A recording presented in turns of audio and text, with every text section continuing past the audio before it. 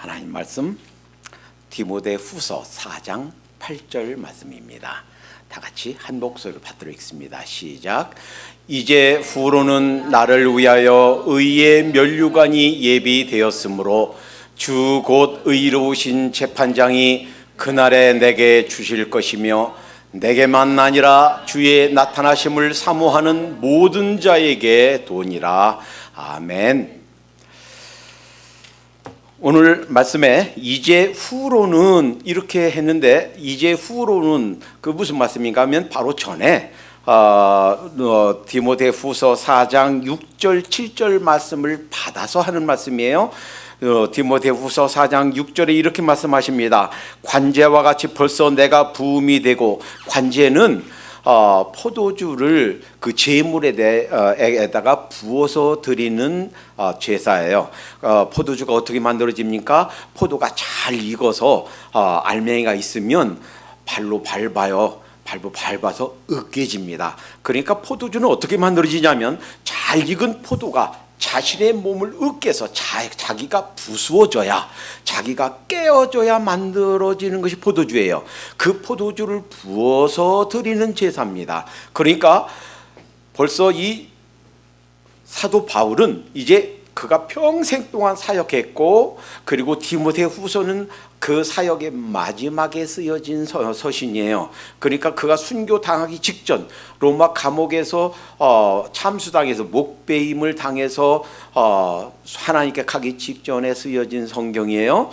자, 이제 평생 동안 주님 만나서 사역하고 내 자신을 다 드렸다는 거예요. 주님이 십자가에서 관제처럼 자기 몸이 깨어져서 우리를 위해서 관제처럼 그렇게 하나님 앞에 제사를 드려주신 것처럼, 내가 이제 평생 동안 내 자신을 으깨어서 내 인생을 다 깨트려서 하나님께 부어서 제사를 올려드렸다.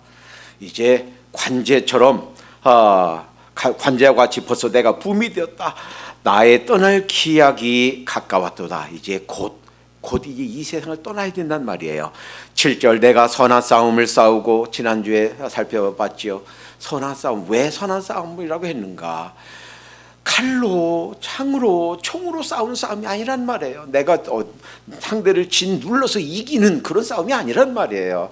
양보하고 치고 내가 죽고, 상대가 죽일 때는 그냥 죽음으로 이기는 그러한 싸움이에요. 그러한 싸움, 희생을 통해서, 헌신을 통해서 이기는 그런 싸움입니다. 그러한 선한 싸움을 싸우고, 나의 달려갈 길, 그냥 향방 없이 그냥 아무렇게나 열심히 내는 게 아니라고 그랬죠. 주님께서 주신 골, 주님께서 주신 목표를 향해서 함께 나아가는 그러한 싸움, 그런 다름질이에요. 이러한 달려갈 길을 마치고 믿음을 지켰으니, 그러니 이후로는, 이런 뜻이에요. 이제 내가 이 세상을 떠날 때, 이런 뜻이에요. 이제 이후로는 나를 위하여 의의 면류관이 예비되었으므로, 의의 면류관이에요. 이때 이 면류관이란 것은 이런 당시 상황을 염두에 둔 표현입니다. 지금 올림픽 하고 있죠. 지금과 같은, 현대와 같은 올림픽이 이 신약 성경이 쓰여질 당시 있었어요. 콜로세움, 로마 그 큰 원형 경기장에서 전 세계 최고 내노라는 사람들이 모여서 각종 경기를 했단 말이에요. 그리고 지금 마라톤이 42.195km, 그것도 그때에서 나온 거란 말이에요. 그러니까 그때 지금 올림픽의 꽃이 뭐예요? 마지막에 하는 거, 그 마라톤이잖아요. 42.19. 그리고 거기 1등한 사람은 월계수를 쓰여줬단 말이에요. 그것을 표현하면서, 그것을 연상하면서 쓴 말씀이에요. 나를 위해서 의의 면류관이 예배되었다. 근데 그 면류관이 무엇일지는 잘 몰라요. 그냥 당시 최고로 영광스러운 것, 그래서 그냥 의의 면류관이라고 그랬지, 그것이 무엇일지, 어떤 형태로 우리에게 주어질지 잘 몰라요. 여하튼 하나님께서 우리에게 상을 주신다 하는 말이에요. 지난해부터 우리 이순희 집사님 이렇게 편찮으신 걸 비롯해서 이제 금년에 정모문 집사님 큰 수술하시고 어려움 당하고, 또 이상일 집사님 참 생각지도 못한 이제 어려움으로 이제 지금 이제 병원에 계십니다. 이런 과정들을 통하면서 우리 육체가 누구나 다 쇠해질 수가 있어요. 그러나 어떤 면에서는요, 참 고달프고 힘들고 어렵긴 하지만 고통스럽지만 그 고통이 다른 측면에서는 축복인 줄로 믿습니다. 왜 축복인가요? 그 고통 때문에 언젠가는 우리 몸 다 무너져요. 그래서 언젠가는 이 몸 내려놓고 주님 품에 가야 돼요. 그러나 언젠가는 무너질 몸이지만, 이 장막이지만 그 고통, 아픔을 통해서 전보다 더 건강한 되찾게 되고, 또 주님 만날 그날을 생각하면서 더 주님께 가까이 나가게 되고, 그것 때문에 더 주님 앞에 바로 서게 된다면 그것이 우리에게 큰 유익이 되는 줄로 믿습니다. 또 특별히 우리 집사님들 이렇게 고난 당하고 어려움 당하면서 우리 전 성도님들이 사랑이 뜨겁게 하나 되는 것을 봐요. 그 바쁜 중에도 다 모든 것 다 제껴놓고 가서 도와드리고, 또 홀로 계신 그 이상규 집사 어머님, 권사님 가서 돌봐드리고 보살펴드리고 하면서 제 마음이 훈훈합니다. 주님이 기뻐하시겠구나. 우리의 모든 이러한 삶은 주님께서 상으로 갚아주실 줄로 믿습니다. 그러니까 예수님 믿고 구원받은 거듭난 이후의 삶은 내가 원튼 원치 않든 그 상을 준비하는 과정인 줄로 믿습니다. 예수님 믿자마자 주님께서 우리를 데려가 주시지 않고 왜 이 세상에 살게 하셨는가?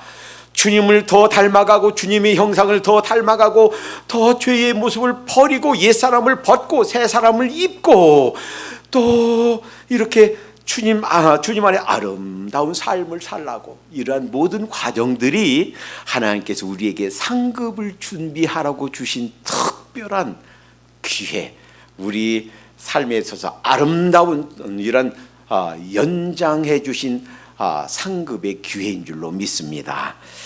요한복음 17장 17절에 보면 요한복음 17장에 보면 예수님이 돌아가시기 직전, 그러니까 잡히기 직전에 아주 간절히 기도한 기도 내용이 요한복음 17장 전체예요.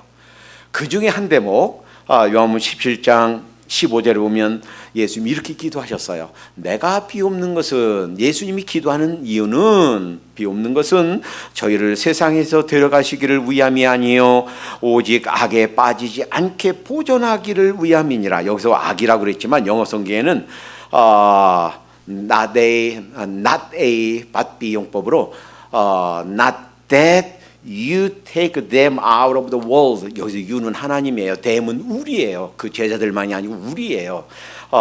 but that you protect them from the evil one. 악한 자로부터 지키기를 원하신다. 그걸 위해서 기도한다 하는 거예요. 그러니까 우리가 구원받아서 죄가 하나도 없는 상태로 주님 품에 간다라고 한다면, 우리가 구원받자마자 중생하자마자 즉시 주님께서 하늘나라로 데려가신다면 최상이에요. 왜냐하면 우리가 죄가 하나도 죄가 없이 깨끗한 상태로 주님 품에 가게 되니까.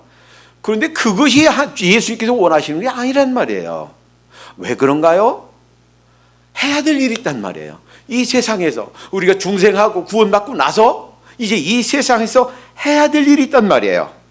이제 새로 태어난 영혼들이 어린 아기입니다. 응애 하는 젖먹이 아이가 육신적으로 탄생했을 때 아이가 아기이듯이 영적으로 역시 마찬가지 응애 하는 어린 아기예요. 자라가야만 돼요. 자라가면서 옛사람을 벗어야 됩니다. 주님을 닮아가야 됩니다. 보이지 않는 싸움에서 이겨야 됩니다. 개인적으로도 싸움이 있지만 이 사회적으로도 역사적으로도 흐르는 보이지 않는 이 대싸움에서 우리가 용사 중에 한 사람이 되어서 주님을 대신해서 싸우고 말해야 되고 행동해야 되고 싸워야 됩니다. 자, 이러한 것 외에도 하나님 예수님께서 직접적으로 주신 명령들이 있어요. 요한복음 21장에 보면 베드로에게 내 양을 치라. 베드로에게만 주신 말씀이 아닌 줄 믿습니다. 예수님이 여러분 저 모두에게 주신 명령인 줄로 믿습니다. 마태복음 28장 그러므로 너희는 가서 모든 족속으로 제자를 삼아 아버지와 아들과 성령의 이름으로 침례를 주고 내가 너희에게 분만 모든 것을 가르쳐 지키게 하라 하는 이 지상 명령이 그 제자들 몇 명에게만 주신 것이 아니고 전 모든 그리스도인에게, 전 모든 믿는 자 여러분과 저에게 주신 그런 명령인 줄로 믿습니다. 마가복음 16장 15절 너희는 온 천하에 다니며 만민에게 복음을 전파하라는 말씀도 그들에게만 주신 말씀이 아니고 우리에게 주신 말씀인 줄로 믿습니다. 이제 하늘로 승천하시기 직전에 사도행전 1장 8절 그러므로 성령이 너에게 임하시면 너희가 권능을 받고 예루살렘과 온 유대와 사마리아와 땅끝까지 이르러 내 증인이 되리라 하신 말씀도 그들 120여 명 제자들 120 문도에게만 주신 것이 아니고 여러분과 저에게 주신 말씀인 줄로 믿습니다. 이런 해야 될 일들이 있어요. 그래서 즉시 들어가지 않고 우리를 남겨두시고 또 이제 구원받은 우리가 영적으로 막 갓 태어난 우리가 자라면서 성장하면서 이 책임과 사명을 감당하라고, 이 사명을 잘 감당했을 때 하나님께서 상 주실 텐데 그 상을 준비하라고 주신 특별 기회가 바로 이 땅에서의 우리의 남은 삶인 줄로 믿습니다. 그래서 이 땅에서 사는 삶을 골로새서 1장 24절에 이렇게 표현합니다. 내가 이제 너희를 위하여 받는 괴로움을 기뻐하고 그리스도의 남은 고난을 그의 몸된 교회를 위하여 내 육체에 채우노라. 그러니까 계속 믿으면서 이거 내가 할 일이야, 내 책임이야 라고 깨닫게 되는 것, 행하는 것. 나보다 주님을 알지 못하는 영혼들, 나보다 어린 영혼들, 그들을 위해서 시간과 에너지와 물질과 내 은사들을 사용하는 것, 이런 것들을 그리스도의 고난을 내 몸에 채우노라 이렇게 표현했단 말이에요. 지난주에 신문에 이런 기사가 났어요. 피자 오더 하려고 경찰에게 전화하지 마세요. 여러분들 읽으셨죠? 궁금해서 들어가봐 읽어봤습니다. 집에 5살짜리인가 꼬마가 경찰한테 전화했어요. 배고파 죽겠어요. 더 피자 좀 오더하고 싶어요. 경찰이 이상하게 생각했어요. 5살짜리가. 그래 지금 엄마 아버지는 어디 있니? 물어봤겠죠. 안 계세요. 그러니까 경찰이 출두했어요. 가서 보니까 15살짜리 아마 언니나 형쯤 되겠죠. 언니나 오빠 되겠죠. 15살짜리가 지키고 있어요. 그런데 그 15살짜리 언니나 오빠 누군지는 모르겠는데 전화한 걸 몰라요. 5살짜리가 배고프니까 어떻게 911에 경찰한테 전화를 한 거예요. 그래서 경찰이 피자 사서 배달해주고 잘 지내거라.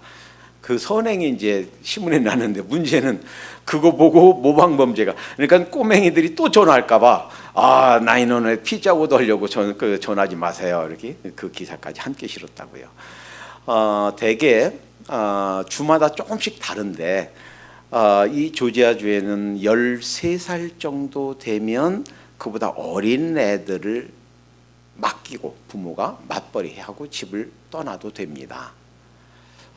저도요 한번 그 메인 캠퍼스에 있을 때 애들을 뺏길 뻔했어요. 제가 6시에 청소하러 나가고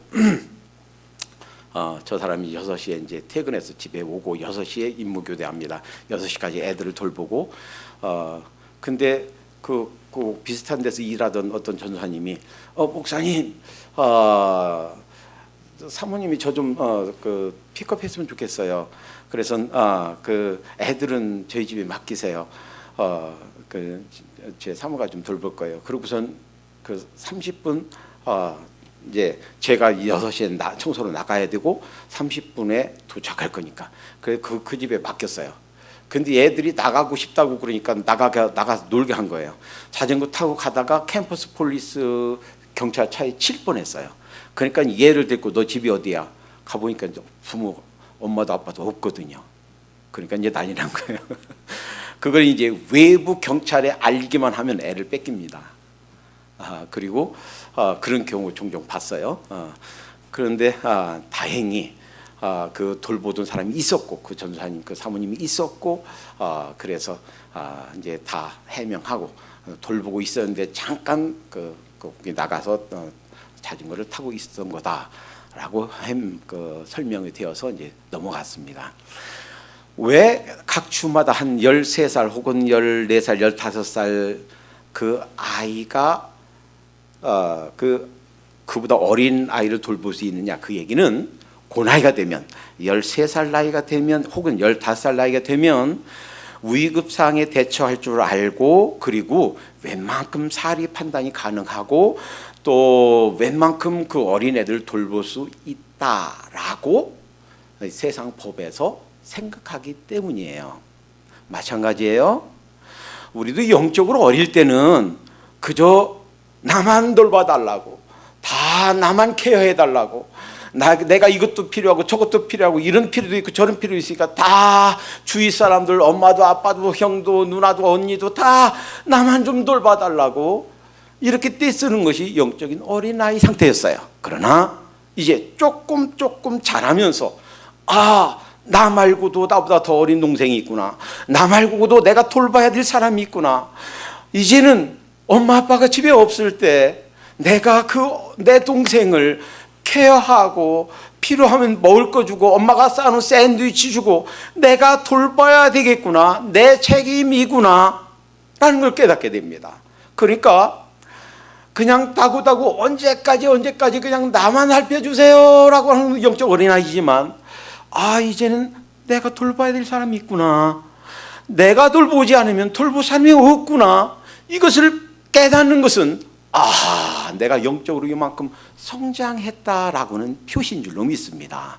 전에는 이 메트로 애틀란타에 있는 불신자들을 향해서 이게 내 책임이야 라고 깨닫지 못했는데, 저들을 그냥 지옥으로 달려가게 해서는 안 되겠구나, 내가 뭔가라도 해야 되겠구나 깨닫는다면 성장한 거예요. 지금까지는 저 남한에 있는 도서에 있는 저 산골에 있는 사람들, 저 북한에 있는 영혼들, 저 중국에 있는 사람들, 아프리카에 있는 사람들, 인도에 있는 사람들, 저 사우스 아메리카에 있는 사람들, 저 사람들에서 무지했고 무관심했고 나 아니라도 돌볼 사람 많은데 라고 생각했는데, 그들을 바라보면서 그들의 비참한 상황을 보면서 그들이 지옥으로 달려가는 상황을 보면서 마음이 뜨거워집니다. 안타까워집니다. 그건 내 책임인데, 내가 할 일인데 라고 깨달아진다면 그만큼 우리가 영적으로 성장한 표시인 줄로 믿습니다. 그래서 주님께서 우리에게 이제 구원받아 사는 삶, 남은 삶은 이제 성화의 과정은 우리에게 상급을 준비하라고 주신 특별한 기회인데, 그래서 그 상급에 대해서, 그 멸관에 대해서 조금 더 자세히 묵상하겠습니다. 오늘 예수님께서 그 상에 대해서, 상급에 대해서 여러 번 말씀해 주셨고, 예수님뿐만 아니라 다른 서신서에도 구약에서도 여러 번 우리가 받을 상에 대해서 말씀해 주셨습니다. 마태복음 5장 11절 12절에 보면, 나를 인하여 너희를 욕하고 핍박하고 거짓으로 너희를 다스려 모든 악한 말을 할 때는 너희에게 복이 있나니 기뻐하고 즐거워하라, 하늘에서 너희 상이 큼이라, 너희 전에 있던 선지자들을 이같이 핍박하였느니라. 그러니까 이 말씀 속에서 상은 큰 상도 있고 조그만 상도 있구나, 상이 큰 상도 있고 너희 상이 큼이라 그랬으니까, 예수님 믿는 것 때문에, 예수님 전하는 것 때문에 어떤 사람이 나를 핍박하고 어떤 사람이 나를 욕하고 그것 때문에 어려움을 당한다면 우리의 상이 크다 라고 말씀하셨어요. 뿐만 아니라 마태복음 6장 1절에 보면 사람에게 보이려고 그들 앞에서 너희 의를 행하지 않도록 주의하라. 그렇지 않으면 하늘에 계신 아버지께 상을 얻지 못할 것이니라. 그러니까 상을 얻을 상도 있지만 얻지 못할 상도 있구나. 바리새인처럼 그냥 다른 사람들에게 보이려고 구제할 때마다 착한 일 할 때마다 빰빠라밤 여기 좀 봐주세요. 내가 이렇게 착한 일 합니다. 나팔 불어서 많은 사람들이 보게 하고 그래서 칭찬의 소리를 듣고 싶어 하고 이런 상들은 하나님께 상을 못 받는다고요. 그래서 2절에 그러므로 구제할 때 외식하는 자가 사람에게 영광을 구하려고 회당과 거리에서 하는 것과 같이 너희 앞에 나팔을 불지 말라. 진실로 너희에게 이르노니 저희는 자기 상을 이미 받았느니라. 이미 받았으면 하나님께 받을 상이 있어요, 없어요? 없어요. 이미 다 칭찬 다 들었으니까 받을 상이 없단 말이에요. 자, 그런가 하면 마태복음 25장 31절에서 46절까지 보면 우리가 다 알죠. 염소와 양 비유예요. 여기서 예수님이 이렇게 말씀하셨어요. 마지막 날, 그날 주님께서 다시 오실 때 양과 염소를 갈라놓은대요. 그러니까 하나님께서 모든 사람을 다 공평하게 똑같이 평등하게 대하시는가? 천만의 말씀 아니에요. 그거는 우리의 희망사항일 뿐 하나님께서는 모든 사람 다 똑같이 공평하게 대하시지 않으세요. 염소인가 양인가 갈라놓으세요. 그리고 그 양에게 뭐라 그랬냐면 그 이제 양이라고 표현된 그 무리들에게 뭐라 그랬냐면 마태복음 25장 33절 양은 그 오른편에 염소는 왼편에 두니라. 그때 임금이 그 오른편에 있는 자들에게 즉 양들에게 이르시되 내 아버지께 복받을 자들이여 나와 창세로부터 너희를 위하여 예배된 나라를 상속하라. 내가 줄일 때에 너희가 먹을 것을 주었고 목마를 때에 마시게 하였고 나그네 되었을 때에 영접하였고 벗었을 때에 옷을 입혔고 병들었을 때에 돌아보았고 옥에 갇혔을 때에 와서 보았느니라. 그러니까 이 사람들이 뻥찐 거예요. 저희가 언제 그랬나요? 주님이 언제 목마를 때 물 드렸고 배고플 때 양식을 드렸고 언제 병들었을 때 찾아뵙고 언제 옥에 갇혔을 때 저희가 찾아봤나요? 그런 적이 없는데요. 그랬더니 뭐라고 그러시냐면 그 임금이 대답하여 가라사대 40절 내가 진실로 너에게 이르노니 너희가 여기 내 형제 중에 지극히 작은 자 하나에게 한 것이 곧 내게 한 것이라 하시고 평소에 했던 작은 자 다른 사람 돌아보지도 않고 빼겁고 줄이 없어서 어디서 기댈 언덕도 없고 돌아보지도 않는 사람 가서 돌아보고 먹을 것 주고 마실 것 주고 했던 거 그거 다 나한테 한 거야. 하나님께 이렇게 여기신다고요. 자, 그런데 여기에서 아주 굉장히 주의해야 될 오해의 가능성이 하나 있습니다. 하나는 뭐냐면 그러면 보세요. 우리의 행실로 구원받는 거 행함으로 구원받는 거 맞잖아요.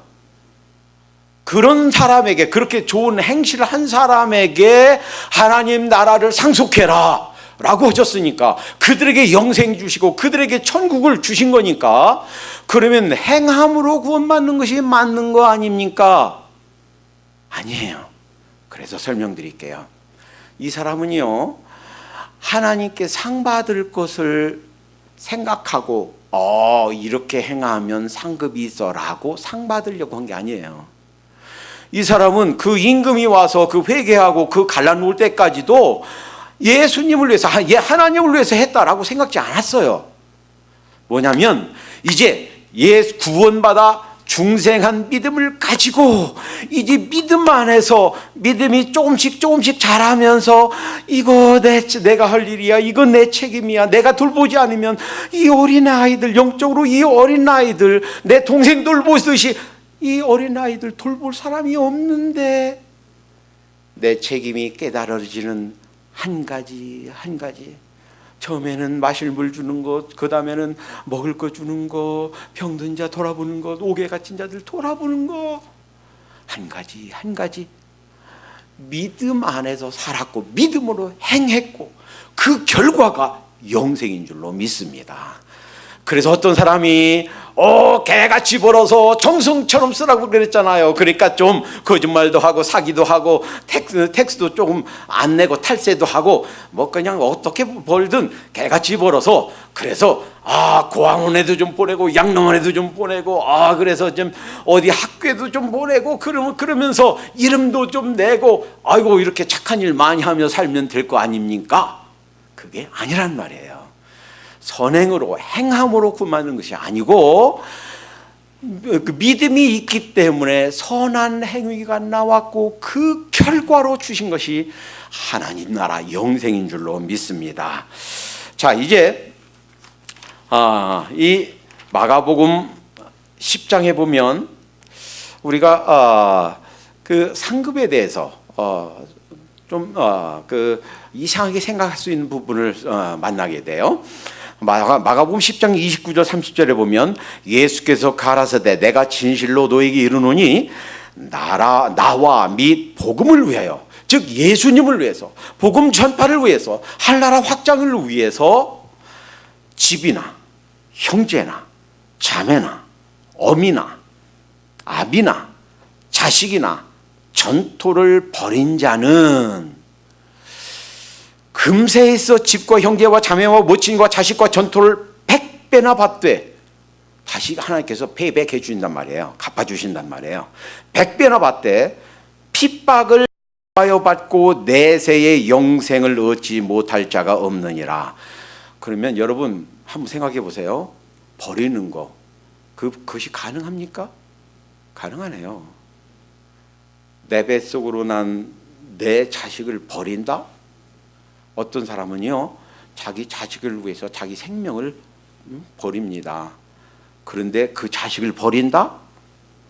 무엇이는 불가능하냐면 주님을 위해서 내 자식보다 더 귀한 주님이 아니고서는 불가능한 줄로 믿습니다.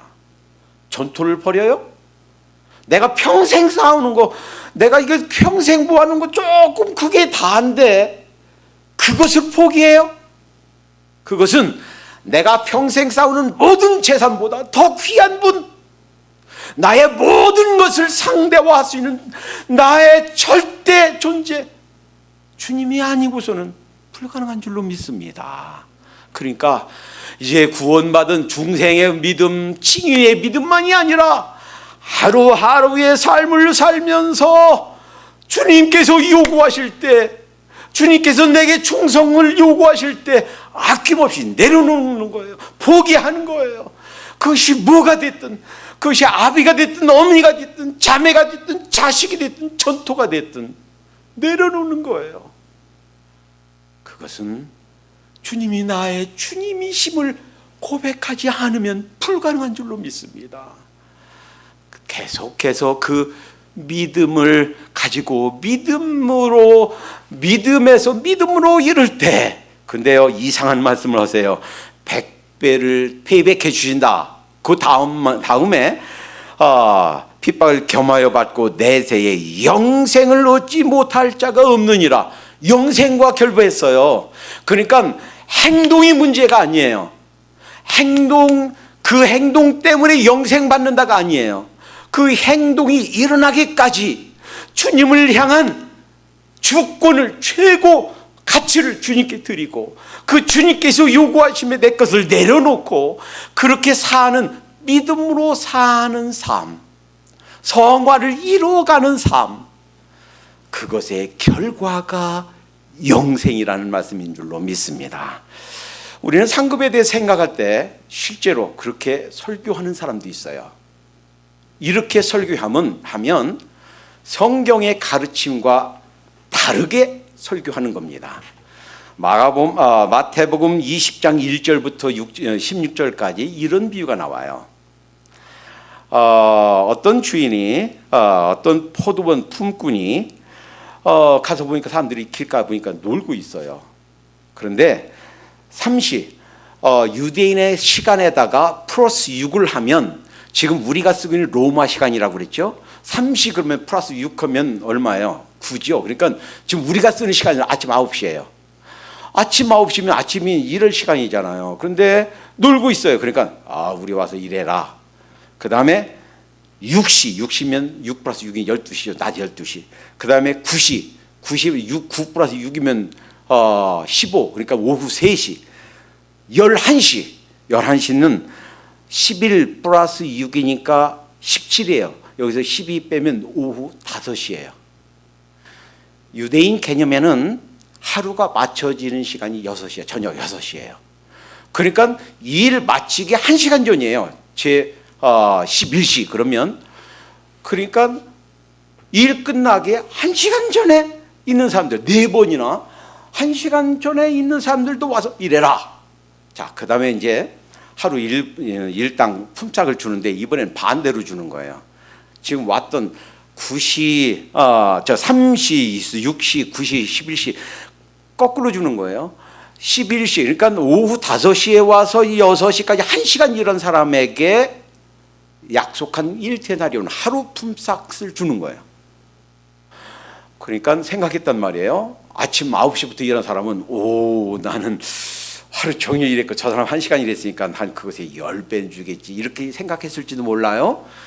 그런데 다 한 데나리온씩 주니까 그 사람들이 이제 원망했단 말이에요. 아이고 저 사람 1시간밖에 안 했고 저는 하루 종일 아침 9시부터 일했는데요. 겨우 한 데나리온 줍니까? 그랬더니 내 것 가지고 내 맘대로 했는데 니네가 왜 무슨 상관이냐?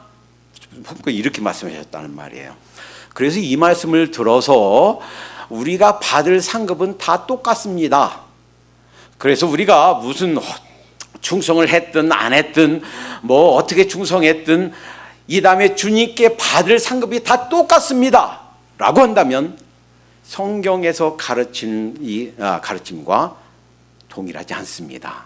우선 이 말씀을 해석하는 키는 이거예요. 이 말씀이 우리의 구원에 관한 것인가 상급에 관한 것인가? 이 말씀은 상급에 관한 말씀이 아닙니다. 이 말씀은 구원에 관한 말씀입니다. 다시 말하면 아침 9시부터 왔든 낮 12시부터 왔든 6시에 마치는데 저녁 5시부터 1시간 일했던 상관없이 우리의 구원은 우리의 공덕, 우리의 노력, 우리의 잘한 이런 선행에 근거하지 않고 하나님의 절대 주권, 하나님의 은혜와 사랑에 근거한다라는 말씀인 줄로 믿습니다. 그러니까 우리가 받는 구원은 예수님과 함께 십자가에 못 박혔던 그 강도 보세요. 예수여, 당신이 하늘나라에 있을 때, 하늘나라 갔을 때 저를 좀 기억해 주세요 할 때 너도 구원받았다 예수님이 말씀해 주셨잖아요. 그 못 박혀 죽은 사람이 죽어가면서 예수님 믿었어요. 그 영혼이 구원받았어요. 그러면 그 사람이 선행을 할 기회가 어디 있습니까? 착한 일 할 수가 어디 있어요? 다 못 박혀서 한 발짝도 못 움직이는데. 그렇죠? 그 사람이 받은 구원이나 베드로가 그 평생 일하면서 십자가에 거꾸로 못 박혀 죽으면서 순교한 그 구원이나 돌에 맞아 죽고 40의 강한 매를 2번이나 맞고 이렇게 고생하면서 평생 사역하면서 사역한 사도 바울의 구원이나 똑같은 줄로 믿습니다. 구원은 우리의 행위에 근거하지 않고 하나님의 사랑과 하나님의 절대 주권 위에 근거하기 때문에 우리가 받는 구원은 다 똑같다라는 거예요. 그러니까 이 말씀을 오해하면 안 됩니다. 그러나 또 하나, 성경에는 신구약 전체에 각기 상급이 다르다라고 가르쳐 줄 말씀이 수없이 많습니다. 그 중에 대표적으로 한 말씀만 봅니다. 고린도전서 3장 12절부터 15절까지 누구든지 금이나 은이나 보석이나 나무나 풀이나 칩으로 이 터 위에 세우면 각각 공력, 여기서 업적이에요. 우리가 잘한 거, 선행한 거, 우리가 각각 공력이 나타날 터인데 그날이 공력을 밝히리니 이는 불로 나타나고 그 불이 각 사람의 공력에 어떠한 것을 시험할 것임이라. 만일 그 위에 세운 공력이 그대로 있으면 상을 받고 누구든지 공력이 불타면 해를 받으리니 그러나 자기는 구원을 얻되 불 가운데서 얻은 것 같으니라. 다 같지 않다고요. 그러니까 어떤 사람은 지푸라기로 집을 져요. 그런데 그 불 다 타면 아무것도 없어져요. 상을 받을 게 없단 말이에요. 자기는 구원은 맞지만 불 가운데서 나온 것과 같다는 말씀이에요. 어떤 사람은 금이나 은으로 진단 말이에요. 그러니까 불이 아무리 타도 그것이 공력이 그대로 있단 말이에요. 다 같지 않다는 말씀입니다. 구약에서요, 전도서 4장 19절에서 22절, 두 사람이 한 사람보다 나으면 저희가 수고함으로 좋은 상을 얻을 것임이라.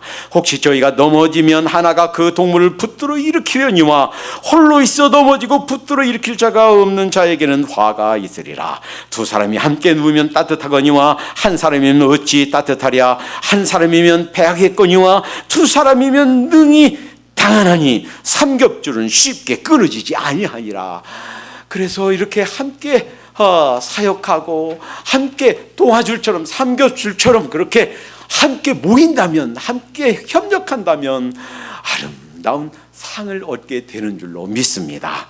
예수님이요, 가시기 직전에 이런 말씀하셨어요. 요한복음 14장 2절 3절에 내 아버지 집에 거할 곳이 많도다.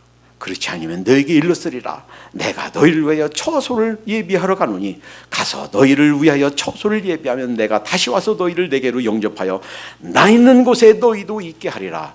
물론 공력, 이 말씀과 이 말씀 직접 연결할 수는 없지만 어떤 목사님이 이 말씀 생각하다가 그렇게 표현하셨어요. 주님께서 지금 집을 짓고 계시다. 어떤 집? 우리가 구할지. 그런데 그 재료는 뭔가? 지금 우리가 올려보내드리는 재료다. 어떤 사람은 풀로 올려드리고, 어떤 사람은 나무로 올려드리고, 어떤 사람은 금으로, 어떤 사람은 보석으로 올려드리고. 그러니까 주님께서 우리를 위해서 집을 짓고 계신다.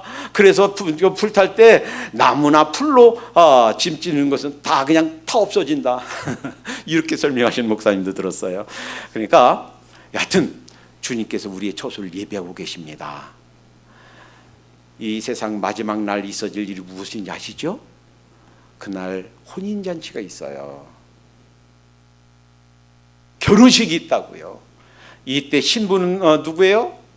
우리예요. 우리 교회예요. 신랑은 누구예요? 우리 예수님이에요. 우리 주님이세요. 그런데요, 아주 중요한 사실, 결혼식 장면을 묘사하면서 요한계시록 19장 8절에 그에게 허락하사 빛나고 깨끗한 세마포를 입게 하셨은즉 이 세마포는 성도들의 옳은 행실이로다 하더라. 이렇게 한번 가정해 볼까요? 어떤 이제 신부가 결혼식에 이제 시작하기 직전입니다. 특별히 맞춘 그 화려한 이제 웨딩 드레스를 입고 이제 1분 전에 엘리베이터 타고 오다가 사고가 났어요. 엘리베이터 뭐가 잘못돼서 이 옷이 끼기 시작해서는 그 모든 면사포며 모든 웨딩 드레스가 다 그 엘리베이터에 말려 들어가 버렸어요. 옆에 있던 사람들이 꽉 잡아서 그냥 목숨은 건졌는데 홀랑 벗겨졌어요. 속옷만 남겨놓고 그 신부가 다 벗겨졌어요. 자, 그러면 주위에 있는 사람들이 아이고 이제 예식 시작할 시간이에요. 결혼식 이제 1분 남았어요. 다급하니까 그냥 속옷 차림으로 그냥 예식에 참석하세요 라고 한다면 이 신부가 참석할 수 있겠습니까? 내가 그 상황이 됐다고 생각해 보세요. 창피한데, 아이고 내 친구도 와 있고 선배도 와 있고 학교 선생님도 계시고, 아이고 이렇게 온갖 그 친구들 많이 있는데 속옷 차림에 결혼식을 해요. 어쩌면 이것이 우리 현실일 수가 있습니다. 주님을 위해서 내가 한 아무것도 없다면 속옷 차림으로, 아니 벌거벗은 모습으로 마지막 그 결혼식에 참석하게 될 겁니다. 하나님 앞에 내려온 돌과 아무것도 없다면 벌거벗은 몸으로 우리 주님과 그 혼인식에 참석해야만 되는 그 상황이 우리 현실이 될 수도 있습니다. 주님께서 우리에게 말씀하십니다. 사랑하는 아들아, 사랑하는 딸아, 내가 하고 싶었던 거, 내가 다 못한 일, 내가 좀 대신해 줄 수 있겠니? 아직도 잃어버린 저 영혼들이 있단다. 아직도 소외받고 있는 저 민족들이 있단다.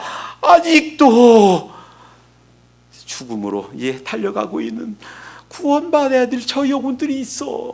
내 대신 가주지 않겠니?